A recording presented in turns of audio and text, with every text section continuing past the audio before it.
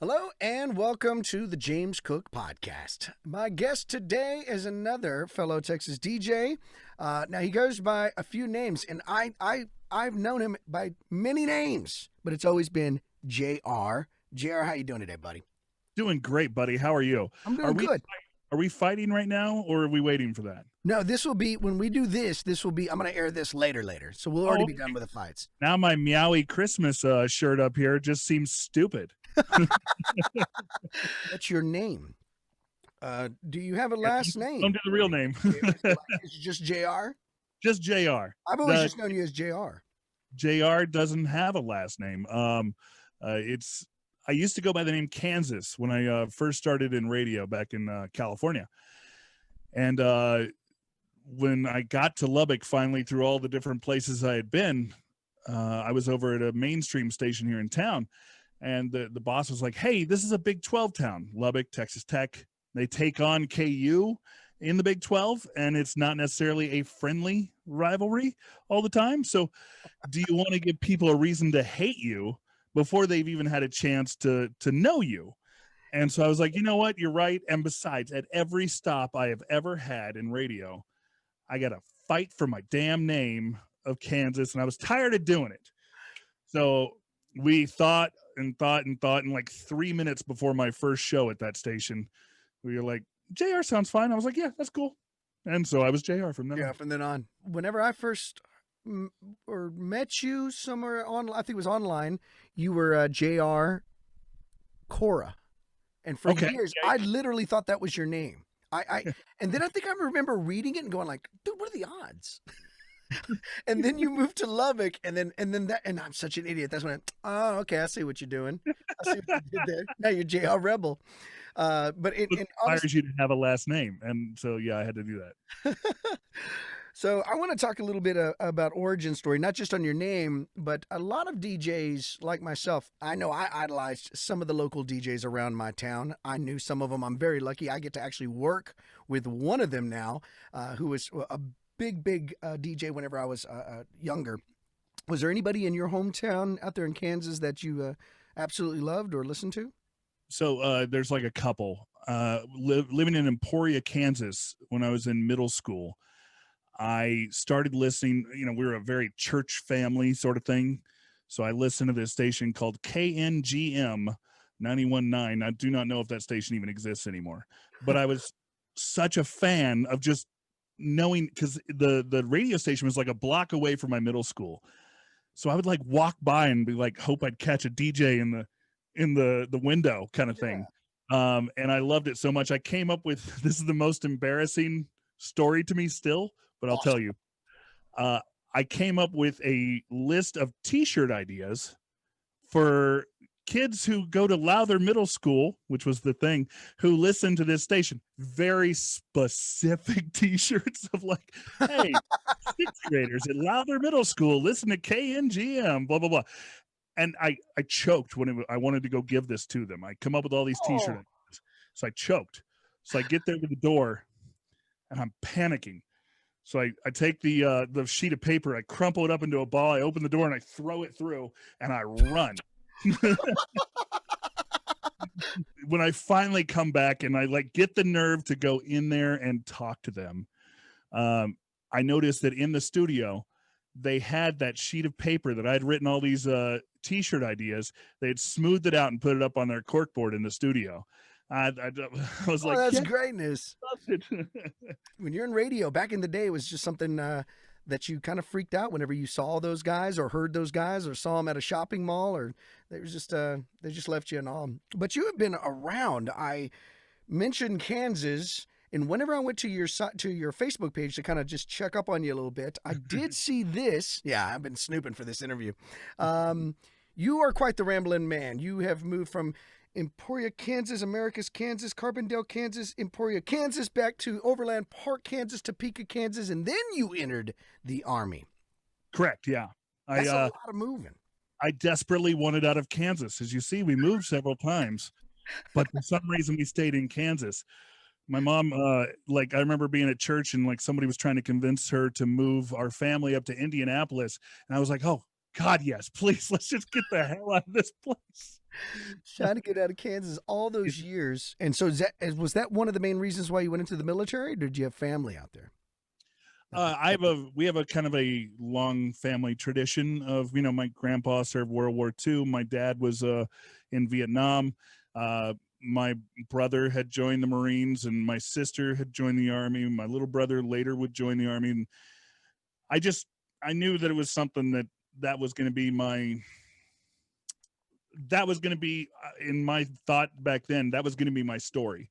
I joined the Army because I thought I was going to do 20 years in the Army, and then I'd figure something else out about my life. I'd always had this idea of doing radio, but who the hell gets to live their dream? I'm going to be in the Army, and I'm going to do 20 years. And so that's why I went. I was in ROTC in high school too, so that helped. When did you start getting into DJing? When did that unravel? Was it during the military, afterwards? No, this is afterwards. You want to hear my dumb little story about how I got into the business? What are we doing here, man? Of course I do. So I was after the Army, I ended up out in California, a little town called Chico. My sister happened to live out there at the time, and I started going to school at Butte College, where Aaron Rodgers started out there as well. I realized I hated school, so I started just working. I was doing working at Lowe's and started doing overnights and stuff like that. Just anything I could to make the smallest amounts of money. And I also ended up driving a truck for a little while. And so after that, I decided if it's now or never. So I went to the college that I was not going to anymore. And I walked into the employment office. I stole internship papers while nobody was looking.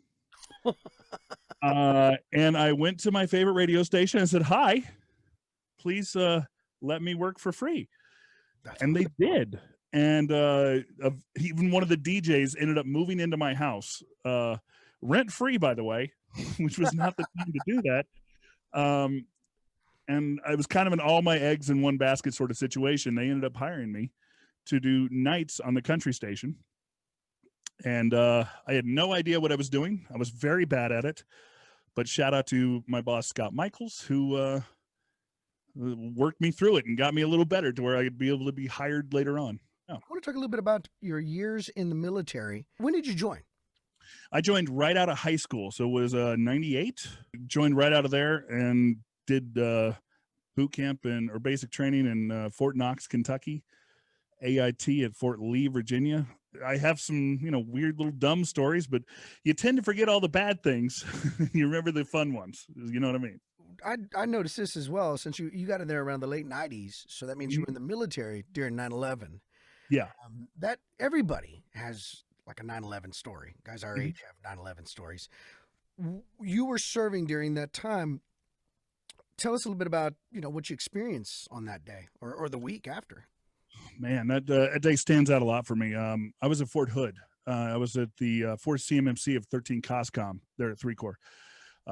And we had a fun run that day. Not really a fun run. It was just a motivational run.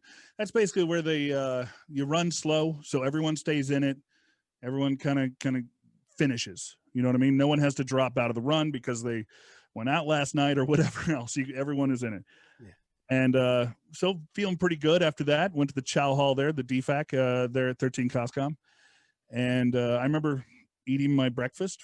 I did by myself. I was watching CNN on the TV in the DFAC. And nothing really of note. Went back to my barracks and was listening to the local country station out of Temple, I believe it was. They said a small commuter plane had crashed into the Trade Center. And I was like, I wonder if there's video of that. So I turned on my TV. And about then the second plane hit. Obviously very confusing. So we had actually had a training day scheduled that day. So I went across to post to what we're supposed to do. That was our last orders. We were going to go in this training day. Basically, people just tell you not to drink and drive all day. And I was listening to the radio and my first sergeant pulled up next to me. Your first sergeant always has an answer. Doesn't matter if it's true or not. He will have an answer to whatever dumb question some private's asking. We both kind of just get out of our vehicles and we're like looking at each other. I was like, First Sergeant, what's going on? He goes, I don't know, young man. I don't know. And that was when I got scared because your first sergeant always has an answer.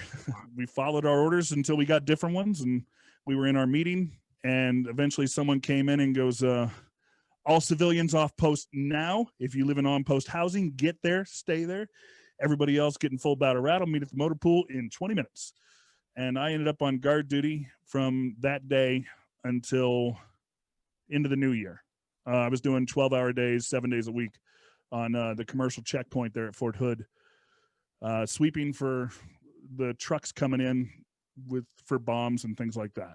First off, thank you for your service. I know you get that a lot, but I genuinely... I never know what to say to it, to be honest. But sometimes people will say thank you for your service in the middle of a conversation. It's like, well, now I'm just weird. As I leave. You've made it awkward, man. Well, you know what, man? You did some traveling after the military. You got into radio, which I don't know if this brought you to California, Chico, California. You went back to Topeka, Kansas, Boulder, Colorado for a bit. Did you do radio in any of those places? I actually moved out there because I was hired to be on a station it's KYGO in Denver. And the guy had me move out there, and I found a place, and he didn't like my MySpace page, so he pulled the job after I'd moved. Dude, that's such a dated sentence, but I absolutely love it. He didn't. I was on the phone with someone from Blockbuster Video.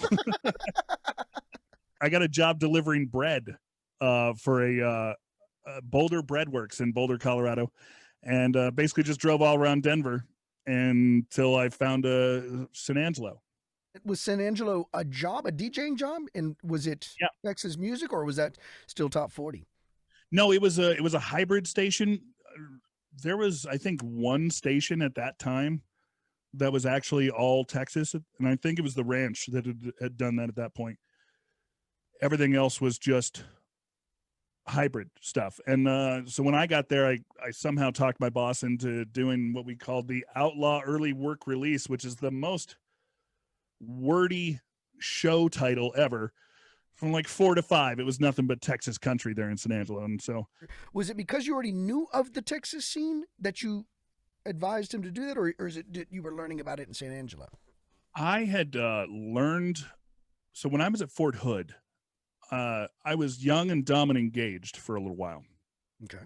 And we used to. My girlfriend, my fiance at the time, lived in Florida. And so we would talk on the phone, gigantic bills every month. But we would listen to a show called After Midnight with Blair Garner, which is a syndicated show that airs in a lot of places. It aired on the Temple station, and it aired there in her place in St. Augustine, Florida. So we would be able to listen to something together. It was a thing we could do together.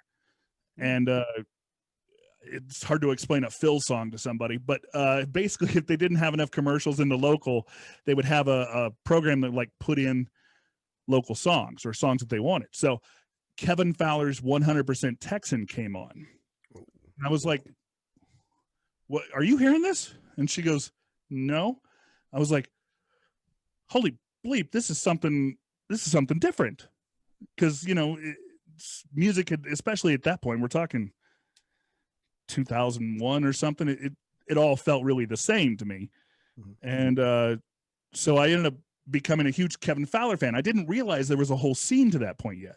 And so when I was in California, a band was coming to town and I had to make commercials, and some band was coming to town from Canada or whatever, and they were like, oh, you need to make this commercial. And I really wanted to go out drinking, so I didn't look up any of the music. I just did what we call bed music, which is generic stuff underneath. And I didn't go to the show. So my first interview when I got to Kickin' Country down there in San Angelo was with Cody Canada of Cross Canadian Ragweed. And that was the Canadian band. I thought Kevin Fowler is a great introduction to the Texas Red Dirt scene. Mine was always Turnpike Troubadours. That was the first one I ever heard, because I got into it way later. Yeah. So as soon as I heard Turnpike Troubadours, I was like, whatever this is, just keep bringing me this, and I will always be a fan of whatever this is. This is incredible. You are living in Lubbock, Texas now. Yeah. You're working for the Rebel, and let me tell you, this is that's a music city. I love coming there, and it's not just because It's got an incredible scene. It's because the people there are very supportive of music. You go back to your Buddy Holly, Waylon Jennings, Mac Davis, and then of course the guys who came later in your Corey Morrows and Pat Greens. There's been a lot of people who've come through this town and made it home. Well, one of the cool things about being from Lubbock is being able to hang out with some of the musicians. I know that every time I go there, Blue Light, that was my favorite thing in the world.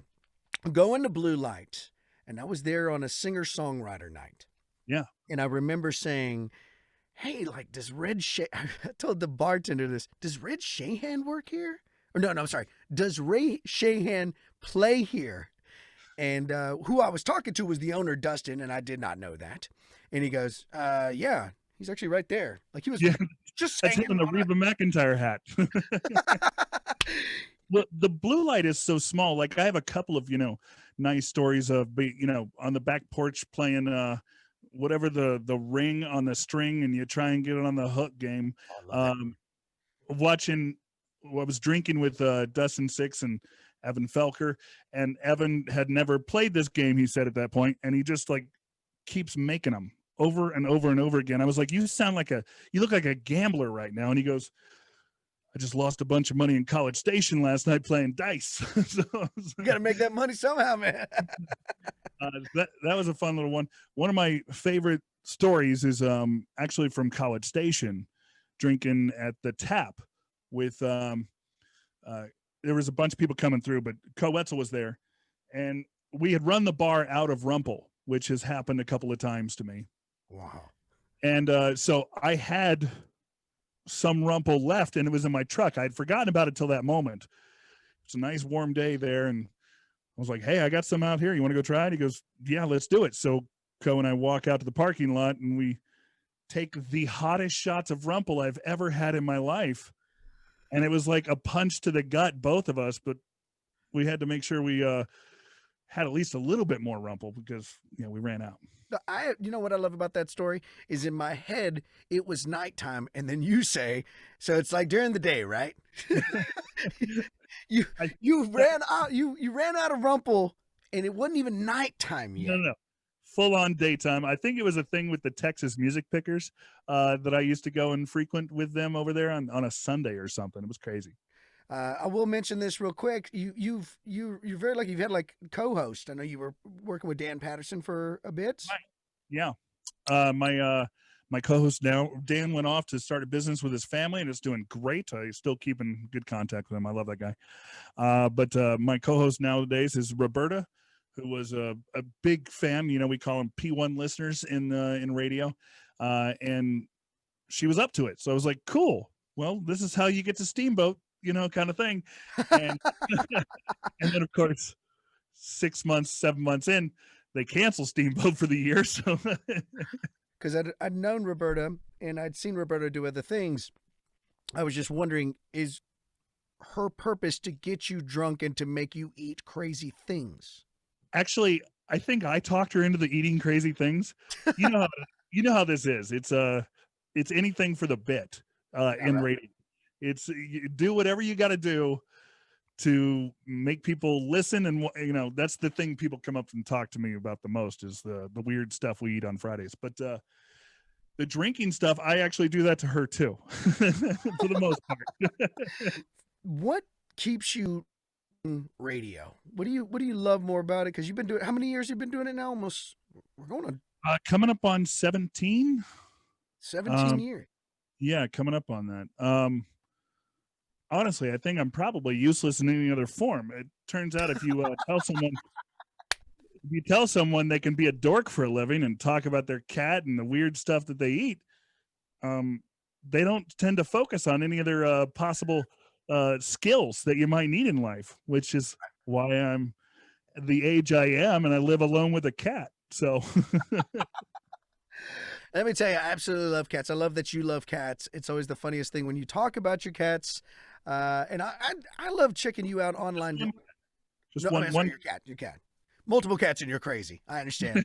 Yes, yeah. I already have so many strikes against me as a single guy. I can't be adding multiple cats to this situation. Let's talk a little bit about your passions because you make them pretty clear when you're online. The memes I absolutely love.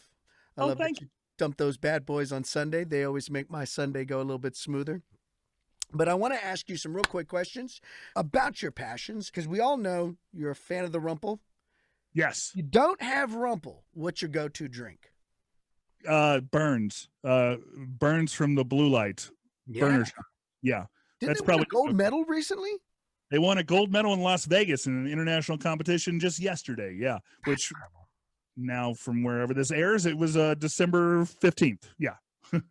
Dominate. That's so awesome.